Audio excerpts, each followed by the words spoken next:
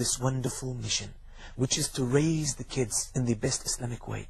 Now let's say the man goes out to work, the husband, the wife goes out to work. Who's going to look after the children? We send them to nurseries. Do you think a nursery will be able to make up for the child the compassion, the love, the care, the education of his or her mother? Impossible. Impossible. Allah has endowed women with an ability to understand their children, to understand a sigh, understand a cry, understand a smile, what it means. And I feel that personally. Honestly, when I deal with my daughter, for example, when she cries sometimes, or she objects to certain things, or she expresses her anger or her feeling of desperation sometimes, I don't realize what she means, but I feel surprised when I find out that my wife understands that straight away without any effort. It is something that Allah has endowed mothers with. When they hear a cry of a child, they know why the child is crying. They realize that. But men don't have that. So Allah has endowed the women with this wonderful gift in order to help them fulfill the duty, which is one of the best duties and the most honorable duties a human being could ever do, which is to bring up the future Muslim generation. Who can do that better than the mother? And when the Muslim woman was at home, looking after her children, bringing up her children in the best of ways, we had wonderful generations of Muslims. We had heroes. Heroes like Abu Hanifa. We had heroes like Shafi'i. Shafi'i was brought up by his mother, by the way, because his father died when he was a little child. His mother was the one who brought him up, the one who, gave him all that energy and all that resolution to study and to become one of the best scholars in the history of Islam. It was his mother. Imam al-Bukhari, one of the great scholars of Islam, and we know his Sahih Bukhari is the most authentic book after the book of Allah subhanahu wa ta'ala. Who brought him up? His mother. She was the one who traveled to Mecca and took her son with her when he was very young in order for him to learn from the scholars in Mecca. He became one of the most outstanding scholars in the history of Islam.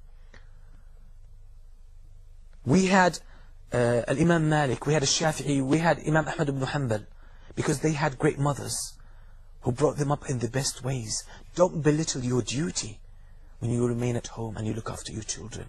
We say this is the principle, this is the main principle. Now there are exceptions, obviously. Now the objections that came, or some of the inquiries that came via the email, actually we're talking about exceptions. Yes, we need women or female doctors, so that our women, our sisters, our wives, our mothers can go to a Muslim doctor, female doctor. That's very important. But we can't say to all the women, be doctors. Yes, we need some women in education, obviously, to be teachers. But when we talk about the general principle, we talk about when we talk about the general principle, we are general. There are always exceptions. We are not talking about the exceptions. These exceptions, and no one, disagrees with that. We know it. And such, exceptions were present during the life of Muhammad sallallahu alaihi wasallam. But when we talk about the guidelines, the general guidelines in Islam, we can see from the evidence, from the biography of the Prophet sallallahu alaihi wasallam and the way of life his companions were upon, that it is meant, it's within the maqasid of Sharia al-Islamiyya, within the objectives, the general guidelines of Islam, that women, remain at home. Why? Because they can then protect themselves, they can build themselves, and then they can build their children. And the women that stay at home and they know how to utilize their time, they will tell you wonders of the things that happen to them. So we need Muslim doctors, women, female doctors. We need, female teachers. Obviously, we need that. We need some women in the field of da'wah, as long as they abide by the rulings of Islam, the rulings of Allah subhanahu wa ta'ala. But unfortunately, that we see with most of the women today, most of the women that are known in the field of da'wah, most of the women that, practice, certain jobs and certain duties that are very necessary, like being a doctor, being a teacher.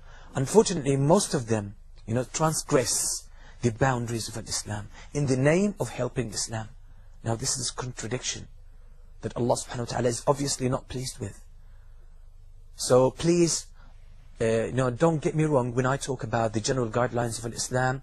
It is meant for the woman to build herself in her home, and to build her home, to build her children, and to support her husband, so that we become, or we complement each other. This is how things go. But the issue or the disease that has come to us through the enemies of Islam, and they have managed to put that in the curriculums in schools, that, oh woman, if you are not in the front line, you're not doing anything.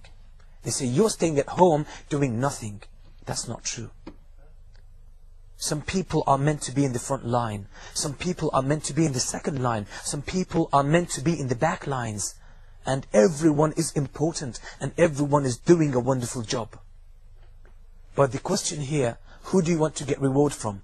Do you want to get recognition from the people around you?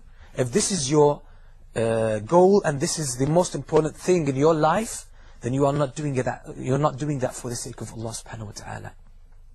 But for the true believers, they are waiting for reward from Allah. Even if their names are not mentioned, even if they are working behind the scenes, they are important. And they are significant to the growth and to the welfare of Islam and the Muslims. So only look forward for the reward from Allah subhanahu wa ta'ala, and don't, expect recognition and gratefulness on the part of the people. This is how we become successful. But if everyone wants to be in the front line, who's going to work behind the scenes? And sometimes the work behind the scenes is more important than the front line. So this is a culture that has infiltrated our people, especially the younger generation. And everyone wants to be in the front line. And if some of the good sisters who have very good intention, they don't consider themselves to be in the field of da'wah, if they are not on TV screens, if they are not traveling by themselves without a mahram, if they are not, for example, known all around the world, and if their videos and their lectures are not on the web, if this is not the case, they don't consider themselves to be in the field of da'wah. And I assure you that all the reward that Allah has prepared for people like Al-Shafi'i, like Al-Bukhari, obviously the reward will go to their mothers, because they are the ones who make them that way. So if you are sincere for the sake of Allah subhanahu wa ta'ala, we understand this guideline, these main guidelines in Islam, that a woman is meant to preserve herself and her chastity and the purity of her soul at home. And the exceptions are dealt according to the necessity. We don't deny that. And even the Prophet ﷺ told us that at the time of common fitna and extreme fitna around, even men should do their best and try their best to stay at home. And the Prophet ﷺ said that at the time of the fitna, he said, "Kunu ahlasa buyutikum." Be like the mats that you put on the doorstep inside your house. Don't go out. So it's better for the Muslim at times of hardship to spend most of their time at home, where they can preserve themselves, preserve their families, and build their children. And then when they go out, their impact is strong.